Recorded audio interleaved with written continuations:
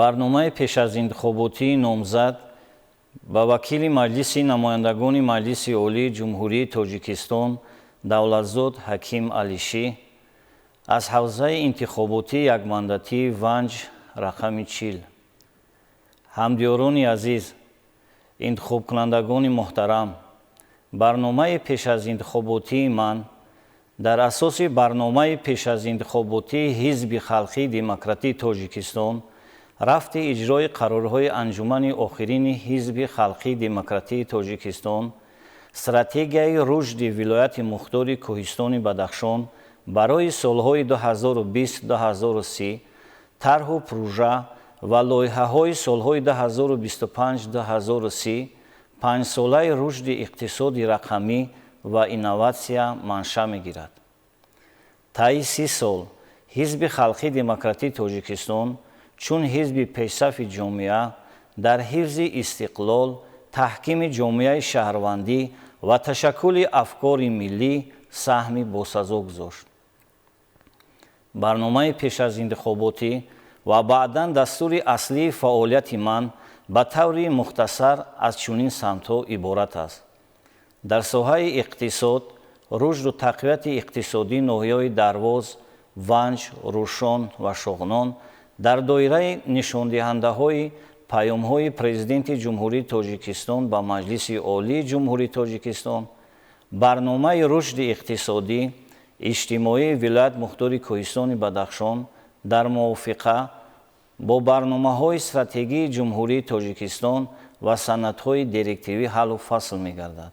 дар марҳалаи аввал ба таври фаврӣ равандҳо, тамоюл, иқтидор, имконот ва захираҳои мавҷудаи ноҳияҳоро мавриди омӯзиш қарор медиҳам.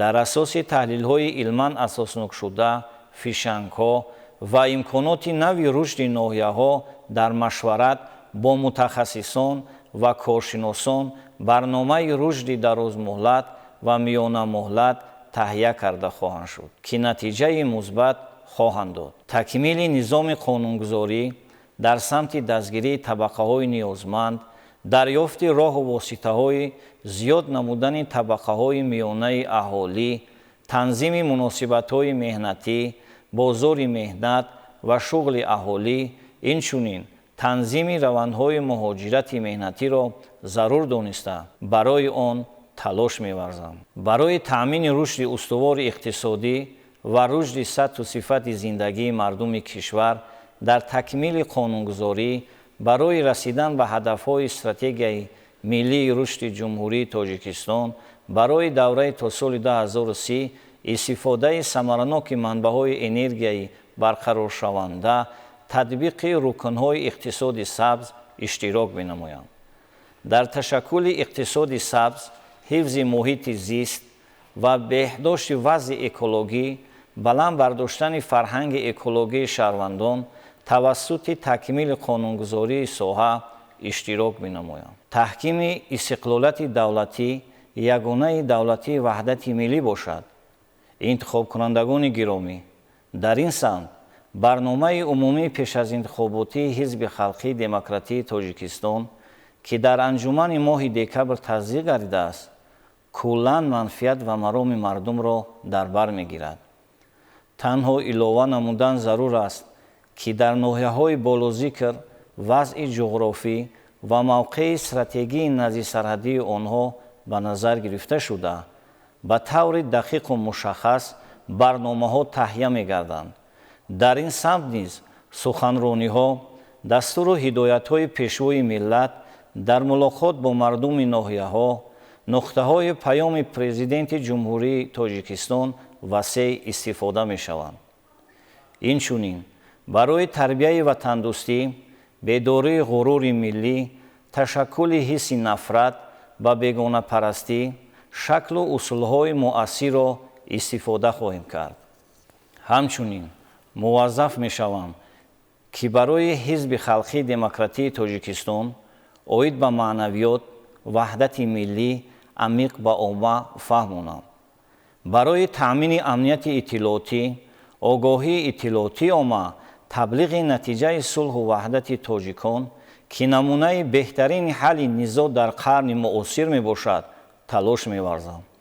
ҳизби халқии демократии Тоҷикистон ҳизби мардумӣ ва ҳамеша бо мардум мебошад. аз ин лиҳоз оммат такягоҳи асосии мо хоҳад буд. дар тафаккури мардум мубориза бо бетарафӣ ба зуҳуроти зишти ҷомеа ифротгароиро тақвият медиҳем.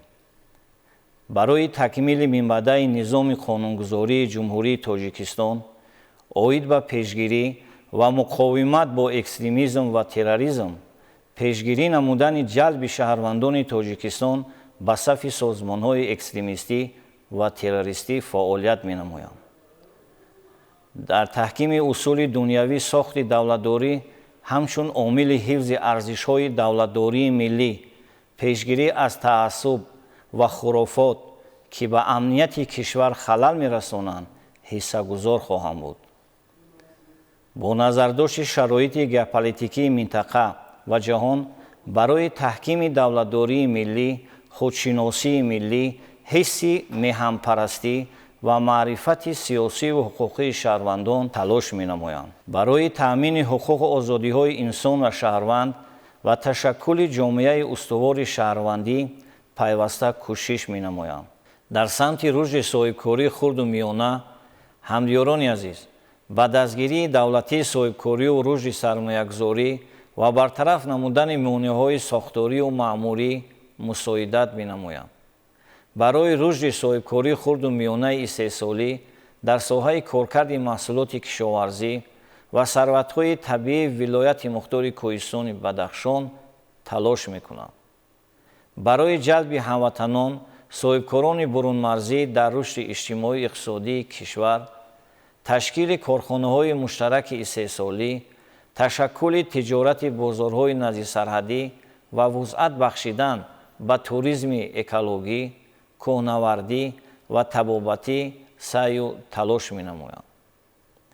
самти иҷтимоӣ барои амалӣ намудани барномаи пешазинтихоботии ҳизби халқии демократии Тоҷикистон идомаи ислоҳоти соҳаи тандурустиро дастгирӣ намуда, ҷиҳати боз ҳам беҳтар намудани дастрасӣ, сатҳу сифат ва самаранокии хизматрасонии тиббӣ ба аҳолӣ, инчунин рушди шаклҳои нави кӯмаки аввалияи тиббию санитарӣ талош меварзанд.